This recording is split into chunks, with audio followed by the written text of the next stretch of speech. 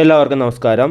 8th സ്റ്റാൻഡേർഡിലെ second യൂണിറ്റായ towards the emergence of the national movement എന്നുള്ള പാഠഭാഗത്തിൻ്റെ രണ്ടാമത്തെ ക്ലാസ്സിലേക്ക് സ്വാഗതം. ഈ പാഠഭാഗത്തിൽ നമ്മളിന്ന് പ്രധാനമായിട്ട് നോക്കുന്നത് പേജ് നമ്പർ 38 നമുക്കൊരു സെമിനാറുണ്ട്. Prepare a seminar paper on the topic the influence of swadeshi movement in the Indian freedom struggle എന്നുള്ളതുകൊണ്ട് അതാണ് നമുക്ക് പ്രധാനമായിട്ട് നോക്കേണ്ടത്. അതിനു മുമ്പായിട്ട് തന്നെ ആ പാഠഭാഗത്തിൻ്റെ ഫസ്റ്റ് പാർട്ടിന് ശേഷമുള്ള page number 35 formation of political organisation എന്ന ഭാഗം തൊട്ട് തന്നെ നമുക്ക് ആരംഭിക്കാം. ഈ ക്ലാസ്സിൻ്റെ അവസാന ഭാഗത്താണ് നമ്മുടെ സെമിനാർ പേപ്പർ നമ്മൾ എക്സ്പ്ലെയിൻ ചെയ്യുന്നത്. അപ്പോൾ അതിലേക്ക് വേണ്ടുന്ന വിവരങ്ങളാണ് നമ്മൾ ഈ ഭാഗത്ത് ഇപ്പം പഠിക്കാൻ പോകുന്നത്. അപ്പോൾ ആരംഭിക്കാം. Formation of the political organisation. The opinion that organization should be formed to unite the people against the British emergence from the different parts of India. As a result, new political organizations were formed in the second half of the 19th century. Some of them are given below. അതായത് ഈ ബ്രിട്ടീഷുകാർക്കെതിരെ ജനങ്ങൾ ഒറ്റക്കെട്ടായിട്ട് സമരം ചെയ്യണം അതിനുള്ള ആവശ്യത്തിന് വേണ്ടി ഒരു സംഘടന രൂപീകരിക്കണം എന്നുള്ള ഒരു അഭിപ്രായം ഉയർന്നു വന്നു. അങ്ങനെ ഇന്ത്യയുടെ വിവിധ ഭാഗങ്ങളിൽ പലതരത്തിലുള്ള സംഘടനകൾ ഈ 19ാം നൂറ്റാണ്ടിൻ്റെ പകുതിയോട് കൂടിയിട്ട് ഉയർന്നു വന്നു. അത് ഏതൊക്കെയാണ് എന്നാണ് താഴെ തന്നിരിക്കുന്നത്, അത് നോക്കാം. അപ്പോൾ early political movements, centre of activity, national leaders who lead the movement. അതായത് നമ്മുടെ പൊളിറ്റിക്കൽ മൂവ്മെൻറ്റ്സിൻ്റെ പേരും അവർ ഏത് ഭാഗത്തായിരുന്നു നിലനിന്നിരുന്നതെന്നും അതിനെ നയിച്ച ആളുകളുടെയും പേരാണ് പറയാൻ പോകുന്നത്. ഒന്നാമത്തേത് ഇന്ത്യൻ അസോസിയേഷൻ. അതിൻ്റെ സെൻറ്റർ ഓഫ് ആക്ടിവിറ്റി എന്ന് പറയുന്നത് കൽക്കട്ടയിലാണ്. അതോടൊപ്പം തന്നെ അതിൻ്റെ നേതൃത്വം നൽകി അതിൻ്റെ ലീഡേഴ്സ് എന്ന് പറയുന്നത് സുരേന്ദ്രനാഥ ബാനർജി, ആനന്ദ മോഹൻ ബോസ് എന്നിവരാണ്. അടുത്തായിട്ട് രണ്ടാമത്തേത് മദ്രാസ് മഹാജൻ സഭ എന്നാണ്. അതിൻ്റെ സെൻറ്റർ ഓഫ് ആക്ടിവിറ്റി എന്ന് പറയുന്നത് മദ്രാസ് ആണ്. അതിൻ്റെ ലീഡേഴ്സ് എന്ന് പറയുന്നത് എം വീരരാഘവ വാചാലി, ജി സുബ്രഹ്മണ്യ അയ്യർ, ആനന്ദ ചാർലു എന്നിവരാണ് അതിൻ്റെ നേതാക്കന്മാർ. അടുത്തായിട്ട് മൂന്നാമത്തേതെന്ന് പറയുന്നത് ബോംബെ പ്രസിഡൻസി അസോസിയേഷനാണ്. അതിൻ്റെ സെൻറ്റർ എന്ന് പറയുന്നത് ബോംബെ ആണ്. അതിൻ്റെ leaders Firoz Shah Mehta, K T Telang, Badruddin Tyabji. അപ്പോൾ ഇങ്ങനെയുള്ള ആളുകളാണ് അപ്പോൾ ഇതിനെ നയിച്ചത്. അപ്പോൾ നമ്മുടെ ഏർലി മൂവ്മെൻറ്റ്സിൻ്റെ പേരും അതിൻ്റെ നേതൃത്വം നൽകിയ ആളുകളുടെ പേര് കൃത്യമായിട്ട് പഠിക്കണം. അപ്പോൾ ഒന്നുകൂടെ നോക്കാം. ഏർലി മൂവ്മെൻറ്റ്സ് എന്ന് പറയുന്നത്, ഏർലി പൊളിറ്റിക്കൽ മൂവ്മെൻറ്റ്സ് എന്ന് പറയുന്നത് ഇന്ത്യൻ അസോസിയേഷൻ, മദ്രാസ് മഹാജൻ സഭയും ബോംബെ പ്രസിഡൻസി അസോസിയേഷനുമാണ്. അതിൻ്റെ നേതൃത്വം നൽകിയവർ ആരൊക്കെയാണ്?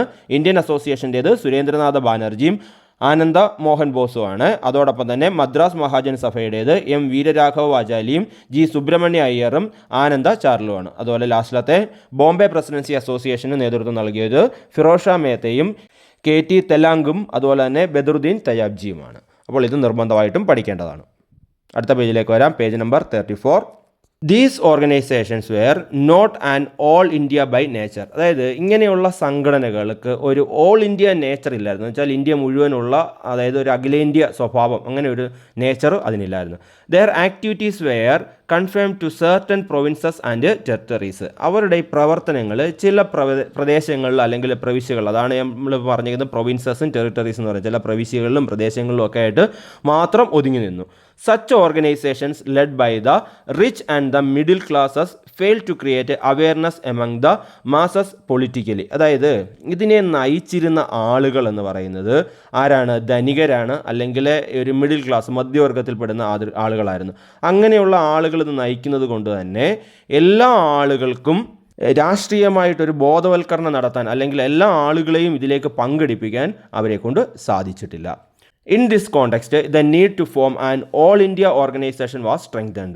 അപ്പോൾ ഈ സാഹചര്യത്തിലാണ്, ഈ സമയത്താണ് ഒരു ഓൾ ഇന്ത്യ ഓർഗനൈസേഷൻ രൂപീകരിക്കേണ്ടതിൻ്റെ ആവശ്യകത വന്നത്. അപ്പോൾ ഓൾ ഇന്ത്യ ഓർഗനൈസേഷൻ രൂപീകരിക്കേണ്ടതിൻ്റെ ആവശ്യകത എന്താണ് എന്ന് ചോദിച്ചാൽ അതാണ് ആൻസർ. എന്താണ്? These organisation were not an all India by nature. ഏതൊക്കെയാണ് ഈ ദീസ് ഓർഗനൈസേഷൻ എന്ന് പറഞ്ഞാൽ? നമ്മൾ മുമ്പ് പറഞ്ഞ ഓർഗനൈസേഷൻ ഏത്?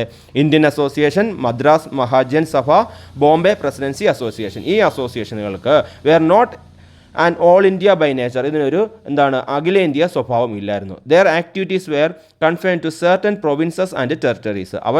അവരുടെ ആക്ടിവിറ്റീസുകൾ ചില പ്രൊവിൻസുകളും ചില ടെറിട്ടറീസിലും അല്ലെങ്കിൽ ചില പ്രദേശങ്ങളിലും ചില പ്രവിശ്യകളിലും ഒക്കെ ആയിട്ട് ഒതുങ്ങി നിന്നു.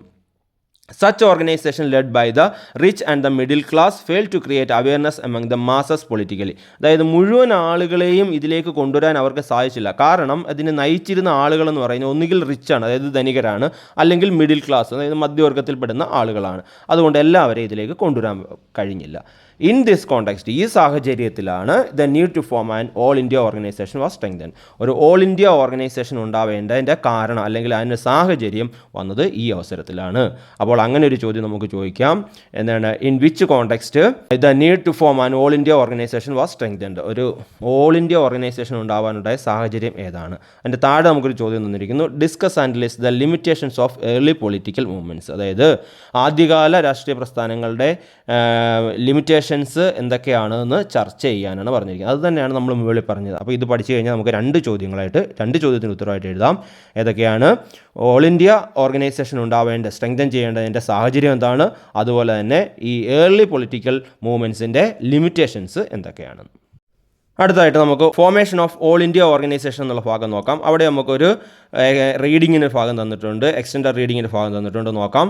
On December 28, 1885 at 12 noon, a meeting was held in a spacious room at the Gokul Das Tejpal Sanskrit College, Bombay. അതായത് ഡിസംബർ 28, 1885 12 മണിക്ക് ഒരു മീറ്റിംഗ് നടന്നു. ഒരു സ്പേഷ്യസ് ആയിട്ട് റൂമിലാണ്, വളരെ വിശാലമായിട്ട് റൂമിലാണ്. അത് നടന്ന സ്ഥലം എന്ന് പറയുന്നത് ഗോകുൽദാസ് തേജ്പാൽ സാൻസ്ക്രിറ്റ് കോളേജ്, ബോംബെയിലെ ഗോകുൽദാസ് തേജ്പാൽ സാൻസ്ക്രിറ്റ് കോളേജ്, സംസ്കൃത കോളേജിലാണ് നടന്നത്. 72 പേഴ്സൺസ് ഹാഡ് അസംബിൾഡ് ദെയർ. അവിടെ 72 പേര് ഇതിൽ പങ്കെടുത്തു. They had worked as a representatives of some important organisation in different regions of India. ഈ വന്ന ആളുകളൊക്കെ ഇന്ത്യയിലെ വിവിധ പ്രദേശങ്ങളിലെ വിവിധ സംഘടനകളുടെ പ്രതിനിധികളായിട്ട് പ്രവർത്തിച്ചു വരുന്ന ആളുകളായിരുന്നു. They were different personalities in terms of language, religion and recognitions in society. അതായത് ഈ ആളുകളൊക്കെ, ഈ വന്ന ആളുകളൊക്കെ എന്താണ്, രാജ്യത്തിൻ്റെ പല ഭാഗങ്ങളിൽ നിന്ന് വരും. അവരുടെ പല ഭാഷകളുള്ള ആളുകളാണ്, അതുപോലെ പല മതത്തിൽപ്പെട്ട ആളുകളാണ്, അതുപോലെ തന്നെ പല വ്യക്തിത്വമുള്ള ആളുകളുമായിരുന്നു ഇവിടെ പങ്കെടുത്തത്. One of the organisers was an English man, Allan Octavian Hume. അതായത് ഇതിൻ്റെ ഓർഗനൈസർ, ഇതിൻ്റെ സംഘാടകൻ, ഇത് സംഘടിപ്പിച്ച ആളെന്ന് പറയുന്നത്, അതിലെ ഒരാളെന്ന് പറയുന്നത് ഒരു ഇംഗ്ലീഷുകാരനാണ്. അയാളുടെ പേരാണ് അലൻ ഒക്ടേവിയൻ ഹ്യൂം, അല്ലെങ്കിൽ A.O. ഹ്യൂം എന്നാണ് നമ്മൾ അറിയപ്പെടുന്നത്. ഒരു ഇംഗ്ലീഷുകാരനും ഇതിനകത്ത് ഉണ്ടായിരുന്നു. W.C. Banerjee, A lawyer, presided over the meeting that day. അതായത് W.C. ബാനർജി എന്ന് പറയുന്ന ഒരു അഡ്വക്കേറ്റ് അല്ലെങ്കിൽ ലോയർ ആയിരുന്നു, അഭിഭാഷകനായിരുന്നു, ഈ യോഗത്തിൻ്റെ അധ്യക്ഷനായിട്ട് വന്നത്. അപ്പോൾ ഇത്രയും കാര്യങ്ങളാണ് ഇവിടെ പറഞ്ഞിരിക്കുന്നത്. അപ്പോൾ നമുക്ക് താഴെ നോക്കാം. The historical conference that launched the Indian National Congress is described above. അതായത് ഈ പറഞ്ഞ കാര്യം ഇന്ത്യൻ നാഷണൽ കോൺഗ്രസ് എന്ന് പറയുന്ന സംഘടനയുടെ രൂപീകരണ സമയമാണ്, അല്ലെങ്കിൽ രൂപീകരണത്തിലേക്ക് നടന്ന ആദ്യ മീറ്റിങ്ങിനെ പറ്റിയിട്ടാണ് പറഞ്ഞത്. അപ്പോൾ ഇന്ത്യൻ നാഷണൽ കോൺഗ്രസ് രൂപീകൃതമായ ഫസ്റ്റ് മീറ്റിങ്ങിൻ്റെ വിവരങ്ങളാണ് നമ്മൾ മുകളിൽ പറഞ്ഞത്. അപ്പോൾ നമുക്കിവിടെ ഒരു ആക്ടിവിറ്റി തന്നിട്ടുണ്ട്. What have you learn regarding the formation of the Indian National Congress. അതായത് ഇന്ത്യൻ നാഷണൽ കോൺഗ്രസിനെ പറ്റി എന്തൊക്കെ വിവരങ്ങളാണ് നിങ്ങൾക്ക് മനസ്സിലാവുന്നത്. അവിടെ ഒരു പോയിന്റ് തന്നിരിക്കുന്നു. Indian National Congress was formed in 1885. അതായത് ഇന്ത്യൻ നാഷണൽ കോൺഗ്രസ് രൂപീകൃതമായത് 1885. അതിൻ്റെ ബാക്കിയുണ്ട് ഡിസംബർ 28 ആണ്, ഡിസംബർ 28. അതിനകത്ത് പറഞ്ഞിട്ടില്ലെന്നേ ഉള്ളൂ, എങ്കിലും ഇയർ കൃത്യമായിട്ട് ഓർത്തിരിക്കണം. അടുത്തത് നമുക്ക് എഴുതാം. The first meeting was held at the Gokuldas Tejpal Sanskrit college, Bombay. അതായത് ഇതിൻ്റെ ആദ്യ മീറ്റിംഗ് നടന്നത് എവിടെയാണ്? ഗോകുൽദാസ് തേജ്പാൽ സാൻസ്ക്രിറ്റ് കോളേജ്, ബോംബെയിലാണ്. അപ്പോൾ സെക്കൻഡ് പോയിന്റ് അത് എഴുതാം. നമുക്ക് അടുത്ത പോയിന്റായിട്ട് എഴുതാം. 72 പേഴ്സൺസ് ഹാഡ് അസംബിൾഡ് ദെയർ. അതായത് 72 ആളുകൾ അവിടെ അസംബിൾഡ് ആയിരുന്നു, അവിടെ എത്തിച്ചേർന്നിരുന്നു. അടുത്ത പോയിന്റായിട്ട് one of the organiser was an English man, Allan Octavian Hume. അതായത് ഇതിൻ്റെ ഓർഗനൈസർ എന്ന് പറയുന്നത് ഒരാൾ ഇംഗ്ലീഷുകാരനായിരുന്നു. അയാളുടെ പേര് അലൻ ഒക്ടേവിയൻ ഹ്യൂം എന്നാണ്, അല്ലെങ്കിൽ A.O. ഹ്യൂം എന്നാണ്. ലാസ്റ്റ് പോയിൻ്റായിട്ട് നമുക്ക് എഴുതാം. W.C. Banerjee, A lawyer, presided over the first meeting. അതായത് ഈ ഫസ്റ്റ് മീറ്റിംഗ് പ്രിസൈഡ് ചെയ്തത്, അധ്യക്ഷത വഹിച്ചത് ആരാണ്? W.C. ബാനർജിയാണ്. അപ്പോൾ ഇന്ത്യൻ നാഷണൽ കോൺഗ്രസിനെ പറ്റി ഇത്രയും പോയിന്റുകളാണ് നമുക്കുള്ളത്. ഒന്നുകൂടെ നോക്കാം. Indian National Congress was formed in 1885, December 28. First meeting was held at the Gokuldas Tejpal Sanskrit college, Bombay. 72 persons had assembled there. One of the organizer was an Englishman, A.O. Hume. Last point, W.C. Banerjee, a lawyer, presided over the first meeting. അപ്പോൾ ഇത് നിർബന്ധമായിട്ടും പഠിക്കണം. ഇത്രയും പോയിന്റുകൾ നിർബന്ധമായിട്ടും അറിഞ്ഞിരിക്കണം. Indian National കോൺഗ്രസിൻ്റെ ഫോർമേഷനെ പറ്റി ചോദിച്ചു കഴിഞ്ഞാൽ എഴുതണം. നമുക്ക് അടുത്ത പേജിലേക്ക് വരാം. Page number 35. The main objective of this conference was to form a general opinion among the social and political activist from the different regions. അതായത് ഇതിൻ്റെ പ്രധാന ഉദ്ദേശം, അതായത് ഈ കോൺഫറൻസിൻ്റെ പ്രധാന ഉദ്ദേശം എന്ന് പറയുന്നത് വിവിധ പ്രദേശങ്ങളിൽ നിന്നുള്ള ഈ രാഷ്ട്രീയ സാംസ്കാരിക പ്രവർത്തനങ്ങൾക്കിടയിൽ ഒരു പൊതു അഭിപ്രായം, എല്ലാവർക്കും ഒരു ഏകമായിട്ടുള്ള ഒരു അഭിപ്രായം രൂപീകരിക്കുക എന്നതായിരുന്നു. അപ്പോൾ ഇതിൻ്റെ പ്രധാന ഉദ്ദേശം അതാണ്. The declared objectives of the Indian National Congress are given below. അതായത് ഇതിൻ്റെ പ്രഖ്യാപിത ലക്ഷ്യങ്ങളുണ്ട്. അതായത് ഇന്ത്യൻ നാഷണൽ കോൺഗ്രസ് രൂപീകരിക്കുമ്പോൾ അതിനുണ്ടായിരുന്ന ചില പ്രഖ്യാപിത ലക്ഷ്യങ്ങൾ, ആ 5 ലക്ഷ്യങ്ങൾ അവിടെ താഴെ തന്നിട്ടുണ്ട്. അത് നമുക്ക് നിർബന്ധമായിട്ട് പഠിക്കണം. അതിൻ്റെ മെയിൻ ഒബ്ജക്റ്റീവ് നമ്മൾ പറഞ്ഞായിരുന്നു. എന്താണ്? To form a general opinion among the social and political activist from different regions.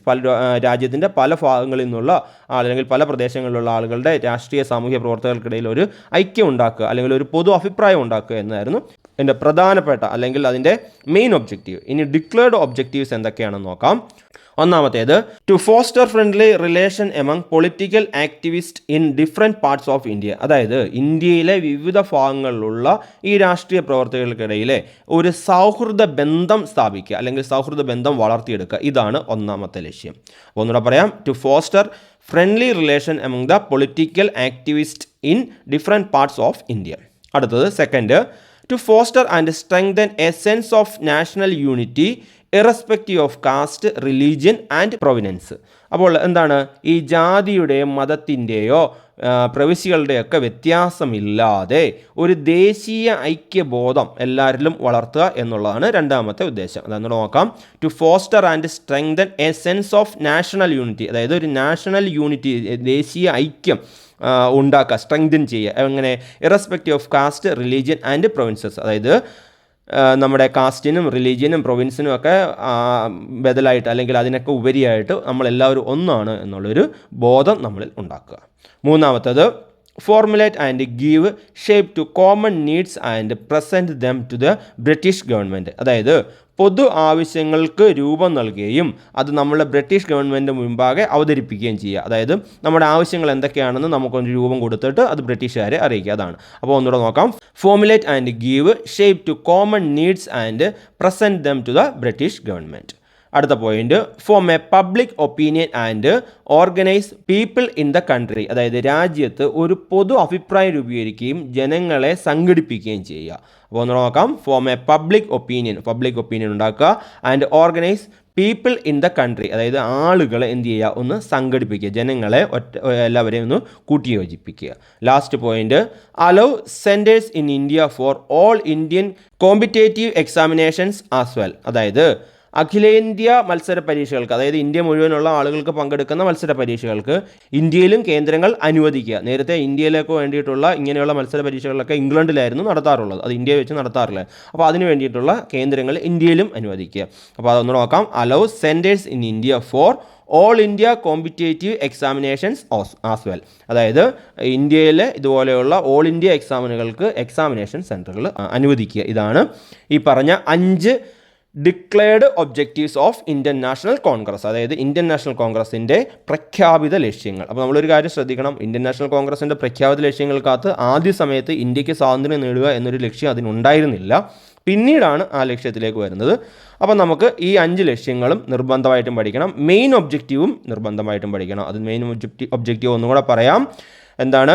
To form a general opinion among the social and political activist from different regions. അതാണ് മെയിൻ ഒബ്ജക്റ്റീവ്. പിന്നെയുള്ള 5 declared ഒബ്ജക്റ്റീവ്സും പഠിക്കണം. അടുത്ത് നോക്കാം.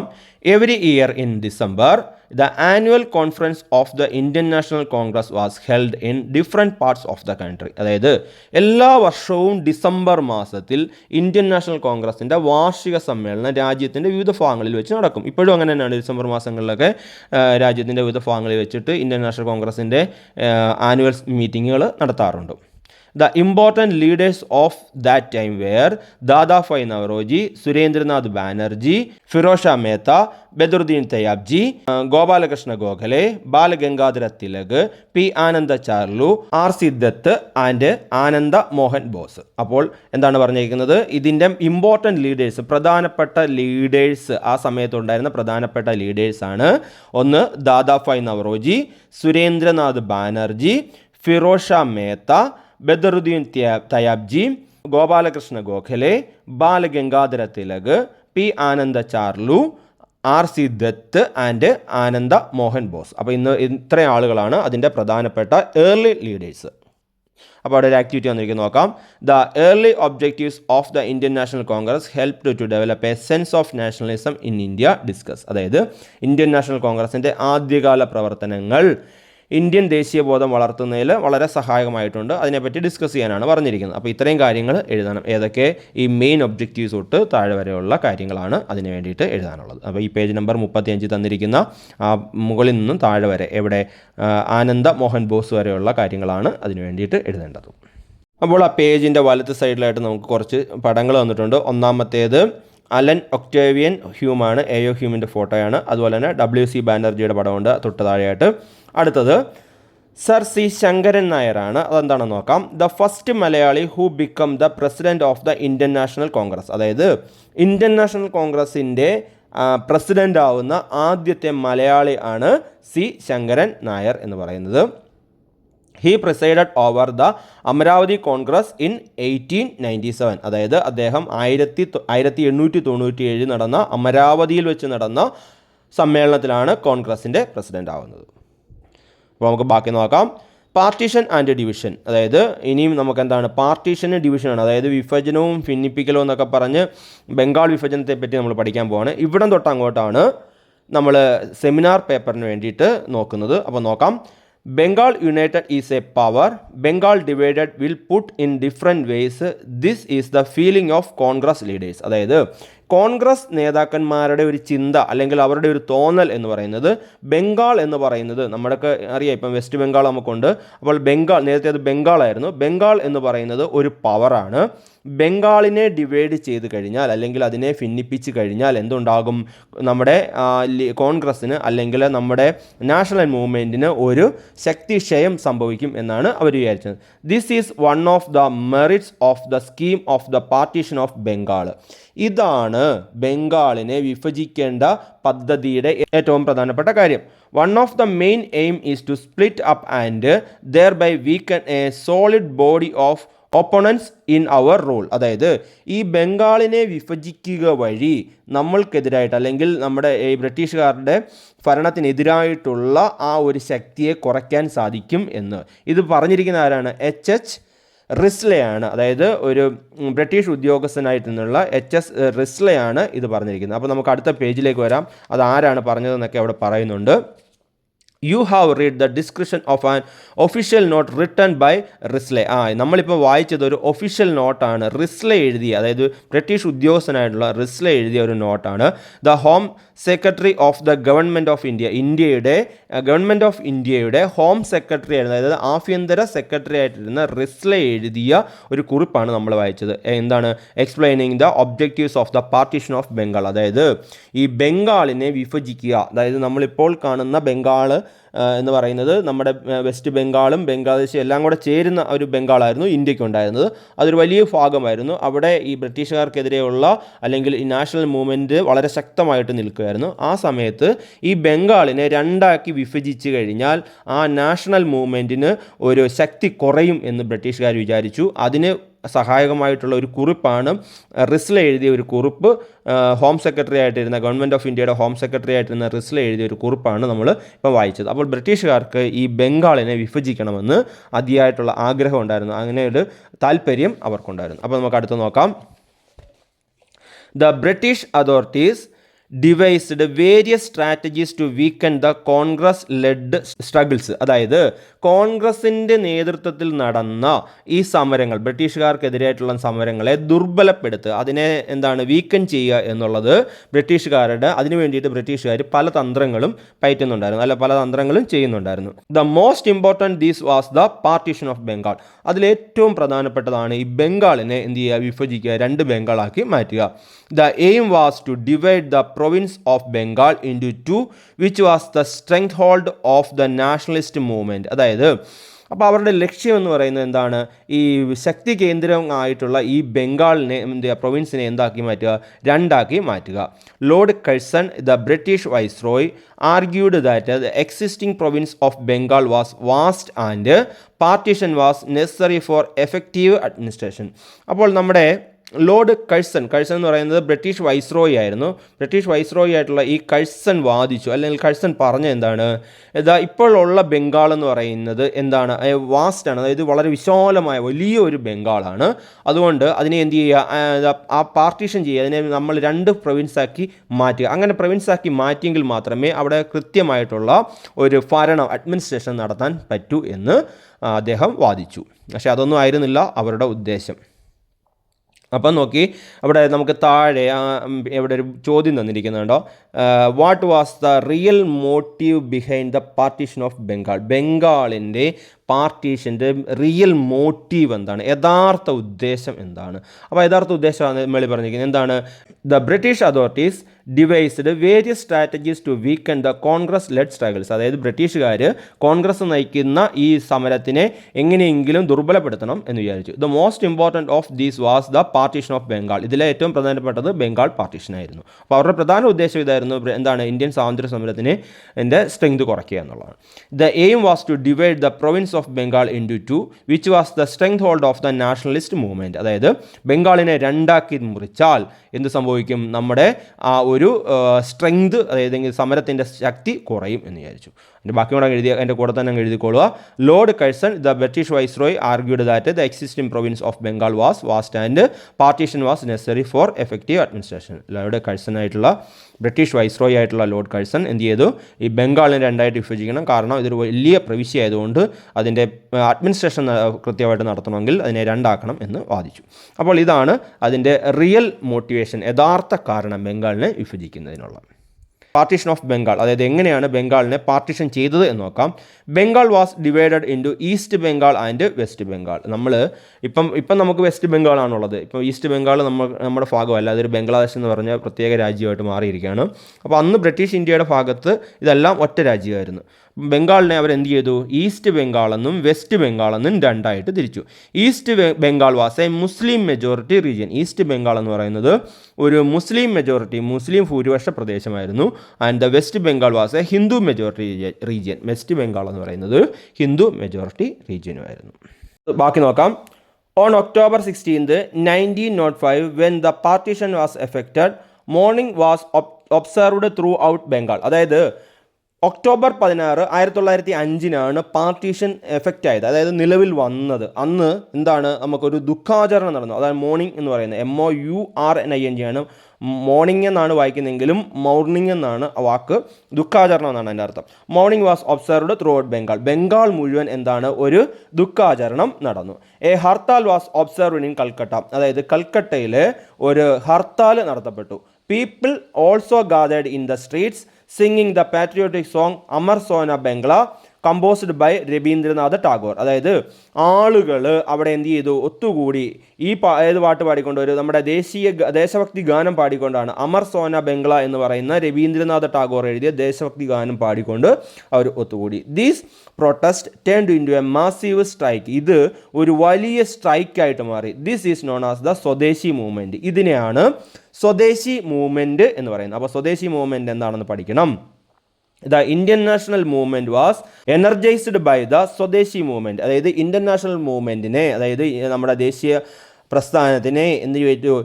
ഈ Swadeshi movement വളരെ നല്ല ശക്തി നൽകി, അല്ലെങ്കിൽ നമ്മുടെ ആ പ്രവർത്തനങ്ങൾക്ക്, അല്ലെങ്കിൽ നമ്മുടെ ബ്രിട്ടീഷുകാർക്കെതിരെയുള്ള പ്രവർത്തനങ്ങൾക്ക് ഇത് ശക്തി നൽകി. അപ്പം ബ്രിട്ടീഷുകാർക്കെതിരെയുള്ള പ്രവർത്തനങ്ങൾ അല്ലെങ്കിൽ അവർക്കെതിരെയുള്ള സമരം കുറയ്ക്കാനായിട്ടാണ് ബ്രിട്ടീഷുകാർ ബംഗാളിനെ പാർട്ടീഷൻ ചെയ്തതെങ്കിൽ അതിന് തിരിച്ചുള്ള ഫലമാണ് കിട്ടിയത്. കാരണം ബംഗാൾ പാർട്ടീഷനോട് കൂടിയിട്ട് എന്ത് സംഭവിച്ചു? ബ്രിട്ടീഷുകാർക്കെതിരെയുള്ള സമരം അല്ലെങ്കിൽ അവർക്കെതിരെയുള്ള ശത്രുത കൂടി വരികയാണ് ചെയ്തത്. അപ്പോൾ ഒന്നുകൂടെ നോക്കാം. On October 16, 1905 when the partition was effected, mourning was observed throughout Bengal. A hartal was observed in Calcutta. People also gathered in the streets singing the patriotic song Amar Sona Bangla composed by Rabindranath Tagore. These protests turned into a massive strike. This is known as Swadeshi movement. അപ്പോൾ ഇതാണ് സ്വദേശി movement എന്ന് പറയുന്നത്. The Indian national movement was energized by the Swadeshi movement. ബാക്കി നോക്കാം. The main mode of struggle of this movement was the use of Indian goods and the boycott of British goods. അതായത് Indian വസ്തുക്കൾ ഉപയോഗിക്കാനും British വസ്തുക്കൾ boycott ചെയ്യാനും അതായത് ബഹിഷ്കരിക്കാനും ഒക്കെയുള്ള ഒരു മൂവ്മെൻറ്റ് നടന്നു. ഇതിനെ പറയുന്നത് self reliance was the main concept of the സ്വദേശി മൂവ്മെൻറ്റ്. അതായത് സെൽഫ് റിലയൻസ്, സ്വാശ്രയം, നമുക്ക് നമ്മളുടെ സാധനങ്ങൾ തന്നെ ഉപയോഗിക്കുക, ബ്രിട്ടീഷുകാരുടെ സാധനങ്ങൾ ഉപയോഗിക്കാതിരിക്കുക. അങ്ങനെ ഒരു സെൽഫ് റിലയൻസ് എന്ന് പറയുന്ന ഒരു കൺസെപ്റ്റ് ഈ സ്വദേശി മൂവ്മെൻറ്റ് ഭാഗമായിട്ട് ഉയർന്നു വന്നു. The meaning and the purpose of the സ്വദേശി movement was to promote the success of swadeshi industries and other enterprises. അതായത് ഈ നമ്മുടെ എന്താണ് സെൽഫ് റിലയൻസ് എന്ന് പറയുന്നത് അല്ലെങ്കിൽ സ്വദേശി മൂവ്മെൻറ്റിൻ്റെ ആ ഒരു സക്സസ് എന്ന് പറയുന്നത് ഈ സ്വദേശി ഇൻഡസ്ട്രീസ്, അതായത് നമ്മുടെ സ്വന്തം നാട്ടിലുള്ള വ്യവസായങ്ങളും സംരംഭങ്ങളും ഒക്കെ എൻ്റർപ്രൈസുകളും ഒക്കെ ഉയർന്നു വരാനായിട്ട് കാരണമായി. Which means boycotting British products and thus depriving the government of the trade revenue as part of this. അതായത് ഇങ്ങനെ നമ്മൾ ബ്രിട്ടീഷുകാരുടെ ഉൽപ്പന്നങ്ങൾ ബഹിഷ്കരിക്കുന്നതോടുകൂടി അവർക്ക് കച്ചവടം കുറയും. അപ്പോൾ അവരുടെ എന്ത് ചെയ്യും? വരുമാനം കുറയുകയും അവർക്ക് പ്രതിസന്ധി ഉണ്ടാകുകയും ചെയ്യും. അങ്ങനെ ഒരു മൂവ്മെൻ്റാണ് നമ്മൾ ചെയ്തത്. അപ്പോൾ ഇതാണ് സെൽഫ് റിലയൻസ് അല്ലെങ്കിൽ സ്വാശ്രയം എന്ന് പറയുന്നത്. ഒന്നുകൂടെ നോക്കാം. The mode of the struggle of this movement was the use of Indian goods and the boycott of British goods. Self reliance was the main concept of the സ്വദേശി മൂവ്മെൻറ്റ്. അതായത് self reliance ആണ് നമ്മുടെ സ്വദേശി മൂവ്മെൻറ്റിൻ്റെ main concept. അതാണ് നമ്മൾ മുമ്പേ പറഞ്ഞത്. എന്താണ് സെൽഫ് റിലയൻസ് എന്ന് പറഞ്ഞാൽ? എന്താണ് use of Indian goods and boycott the British good. Indian ഗുഡ്സുകൾ, ഇന്ത്യൻ സാധനങ്ങൾ ഉപയോഗിക്കുകയും ബ്രിട്ടീഷ് സാധനങ്ങൾ ബോയ്ക്കോട്ട് ചെയ്യുകയും ചെയ്യാം. The meaning and purpose of the Swadeshi movement was to promote the success of Swadeshi industries and other enterprises, which meant boycotting British products and thus depriving the government of the trade revenue as part of this. അതങ്ങനെ ബ്രിട്ടീഷുകാരുടെ ഉൽപ്പന്നങ്ങൾ ബഹിഷ്കരിക്കുന്ന ഒരു വഴി അവർക്ക് എന്ത് ചെയ്യുക? Revenue, അവരുടെ വരുമാനം കുറയ്ക്കുക എന്നുള്ളതും ഇതിൻ്റെ ഒരു ഭാഗമായിരുന്നു. അപ്പോൾ അതിൻ്റെ ഭാഗമായിട്ട് ചില ഇന്ത്യൻ കമ്പനികളൊക്കെ വന്നു. അത് ഏതൊക്കെയാണെന്ന് നോക്കാം. Many textile mills, soap factories, match factories, handloom establishments, national banks and insurance companies were started. അതായത് ടെക്സ്റ്റൈൽ മില്ലുകൾ, സോപ്പ് ഫാക്ടറികൾ, അതുപോലെ തന്നെ മാച്ച് ഫാക്ടറീസ് അതായത് തീപ്പെട്ടി കമ്പനികൾ, അതുപോലെ തന്നെ ഹാൻഡ്ലൂം എസ്റ്റാബ്ലിഷ്മെൻറ്റ് കൈത്തറി സ്ഥാപനങ്ങൾ, നാഷണൽ ബാങ്കുകൾ ദേശീയ ബാങ്കുകൾ, ഇൻഷുറൻസ് കമ്പനികളൊക്കെ ഇന്ത്യയിൽ ആരംഭിച്ചു. അടുത്തായിട്ട് Bengal chemical store started by Acharya PC Roy. അതായത് ബംഗാൾ കെമിക്കൽസ് എന്ന് പറയുന്ന ഒരു സ്റ്റോർ ആരംഭിച്ചു? ആചാര്യ PC റോയ് ആരംഭിച്ചു. അതുപോലെ തന്നെ Swadeshi store started by Rabindranath Tagore. Rabindranath Tagore എന്തിനു തുടങ്ങി? സ്വദേശി സ്റ്റോർ എന്ന് ആരംഭിച്ചു. Swadeshi steam navigation company started under the leadership of V Chidambaram Pillai. അതായത് ചിദംബരം പിള്ളയുടെ നേതൃത്വത്തിൽ സ്വദേശി സ്റ്റീം നാവിഗേഷൻ കമ്പനി ആരംഭിച്ചു. അതോടൊപ്പം തന്നെ and the steel factory established by Jamsetjee Tata were formed as part of the സ്വദേശി മൂവ്മെൻറ്റ്. അതുപോലെ തന്നെ സ്റ്റീൽ ഫാക്ടറി ആരംഭിച്ചു. ആരാണ്? ജംഷഡ്ജി ടാറ്റ. അതായത് ഇപ്പോഴും അതുകൊണ്ട് ടാറ്റ സ്റ്റീൽ എന്ന് പറയുന്നത് ഇപ്പോഴും ഉള്ള കമ്പനിയാണ്. അപ്പോൾ ഇങ്ങനെ ഇന്ത്യയിൽ തന്നെ പല കമ്പനികൾ ആരംഭിച്ചു. അപ്പോൾ ഇതിൻ്റെ പേരുകളൊക്കെ നമ്മൾ പഠിക്കണം, ആരൊക്കെ ആരംഭിച്ചു എന്ന് പറയണം. അപ്പോൾ ഒന്നുകൂടെ നോക്കാം.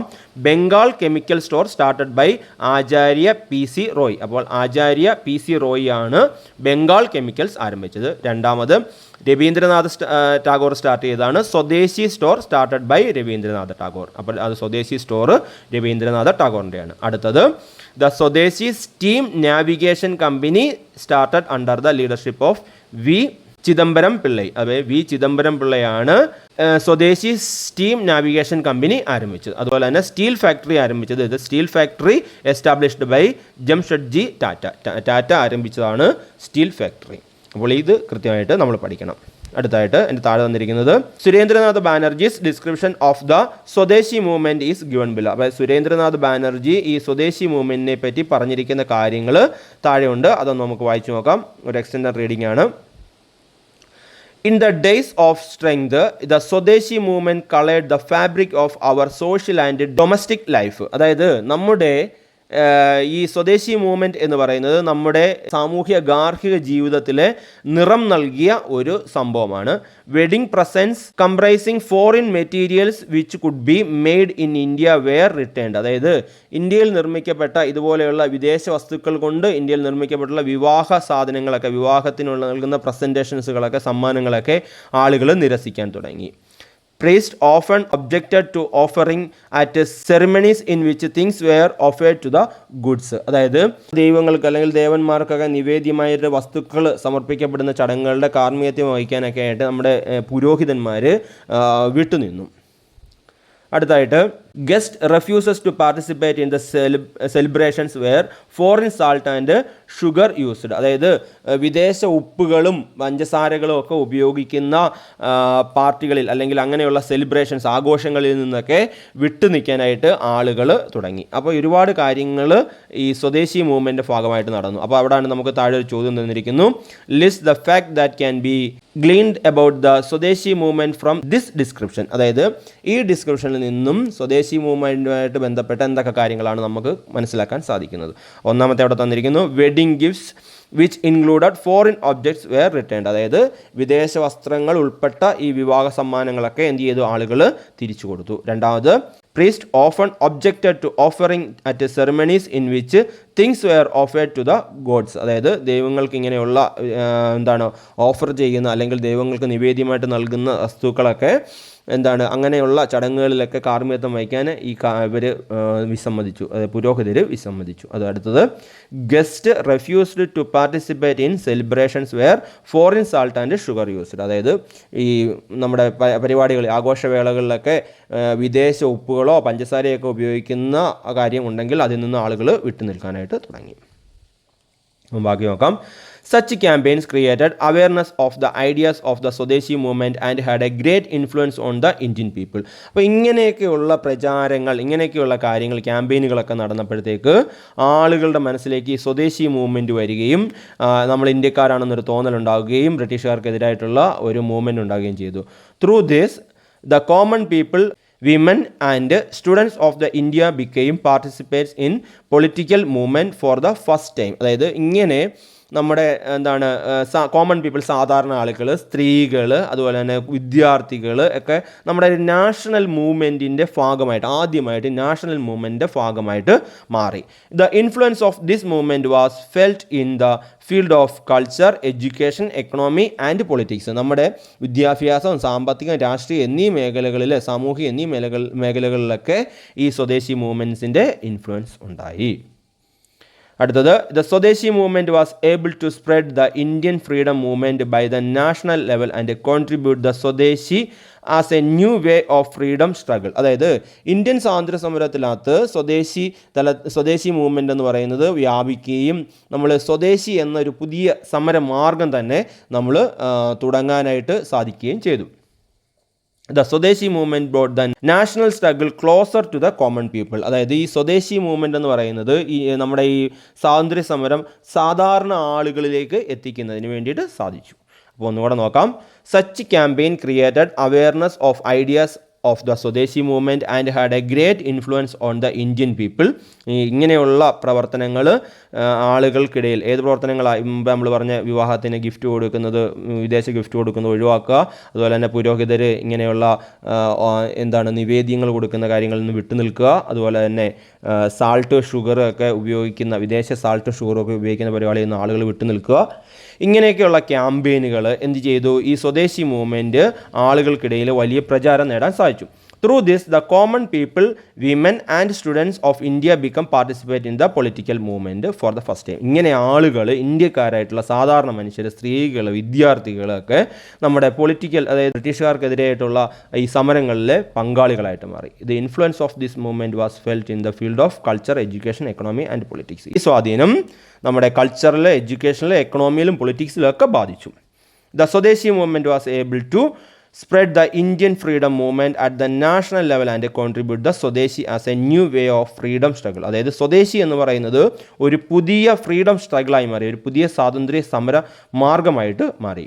ദ സ്വദേശി movement brought the national struggle closer to the common people. ഈ സ്വദേശി മൂവ്മെൻറ്റ് എന്ന് പറയുന്നത് സാധാരണ ആളുകളിലേക്ക് നമ്മുടെ സ്വാതന്ത്ര്യ സമരത്തിനെ എത്തിക്കുന്നതിന് കാരണമായി. അപ്പോഴാണ് നമ്മുടെ ഇനി സെമിനാർ വരുന്നത്.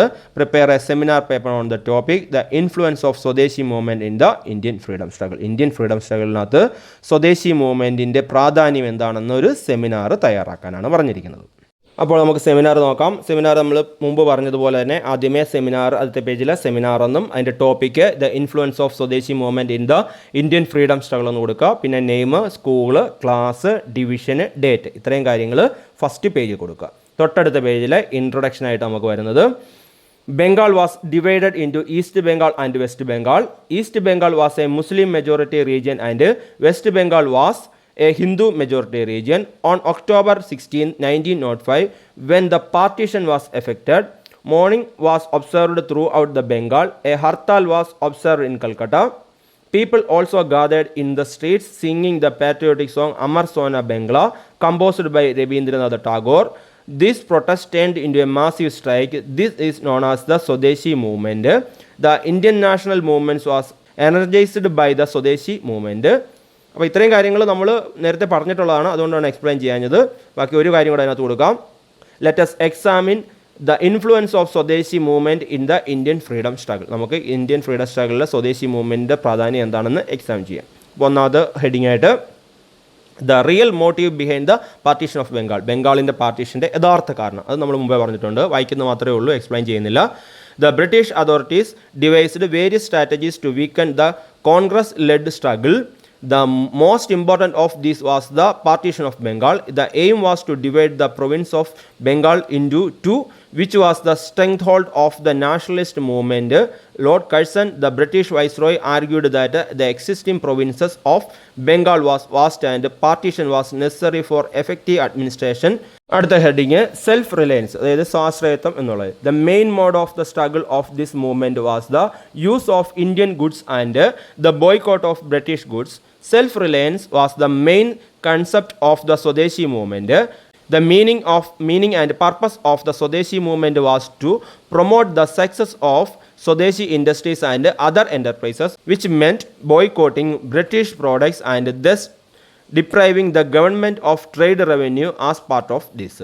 അടുത്തത് സ്വദേശി ഇൻഡസ്ട്രീസ് ആൻഡ് അതർ എൻ്റർപ്രൈസസ്, അതായത് സ്വദേശി മൂവ്മെൻറ്റ് ഭാഗമായിട്ട് ഉയർന്നു വന്ന പുതിയ വ്യവസായങ്ങളും മറ്റ് സംരംഭങ്ങളും.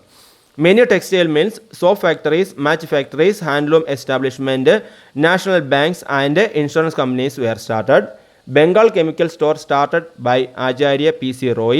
Swadeshi Store started by Rabindranath Tagore. The Swadeshi Steam Navigation Company started under the leadership of V. Chidambaram Pillai, and the steel factory established by Jamshedji Tata were formed as part of the Swadeshi movement. അടുത്ത heading Swadeshi movement in social and domestic life. Wedding gift which included foreign objects were returned.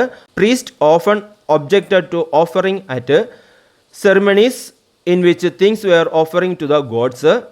Guest refused to participate in celebrations where foreign salt and sugar used. Such campaigns created awareness of the ideas of the Swadeshi movement and had a great influence on the Indian people. Through this, the common people, women and students of the India become participate in political movement for the first time. The influence of this movement was felt in the field of culture, education, economy and politics. അടുത്ത point സ്വദേശി movement and the Indian freedom movement. The Swadeshi movement was able to spread the Indian freedom movement at the national level and contribute the Swadeshi as a new way of freedom struggle. The Swadeshi movement brought the national struggle closer to the common people. നമുക്ക് കൺക്ലൂഷനിൽ നോക്കാം. Conclusion ഇതാണ്: this seminar paper was provided various insight and discussions on the topic the influence of Swadeshi movement in the Indian freedom struggle. We have explored the real motive behind the partition of the Bengal, self-reliance, Swadeshi industries and other enterprises, Swadeshi movement in social and domestic life, and Swadeshi movement and the Indian freedom movement, and gained a deeper understanding of Swadeshi movement. അപ്പോൾ ഇത്രയും കാര്യങ്ങളാണ് നമ്മുടെ seminar പേപ്പറിനകത്ത് വരുന്നത്. അപ്പോൾ ഇത്രയും കാര്യങ്ങൾ നമ്മൾ പേപ്പറിലാക്കി സെമിനാറായിട്ട് submit ചെയ്യാവുന്നതാണ്. അടുത്ത ഭാഗം എന്ന് പറയുന്നത് മോഡറേറ്റ്സ് ആൻഡ് എക്സ്ട്രീമിറ്റ്സ് ആണ്. അത് നമുക്ക് അടുത്ത ക്ലാസ്സിൽ ചർച്ച ചെയ്യാം. അപ്പോൾ ഇത്രയും കാര്യങ്ങൾ നിങ്ങൾക്കെല്ലാം മനസ്സിലായി എന്ന് പ്രതീക്ഷിക്കുന്നു. നിങ്ങളുടെ അഭിപ്രായങ്ങളും നിർദ്ദേശങ്ങളും കമൻറ്റായിട്ട് രേഖപ്പെടുത്തുക. ഇതിൻ്റെ ബാക്കി ഭാഗം അടുത്ത ക്ലാസ്സിൽ ഉൾപ്പെടുത്തുന്നതായിരിക്കും. താങ്ക്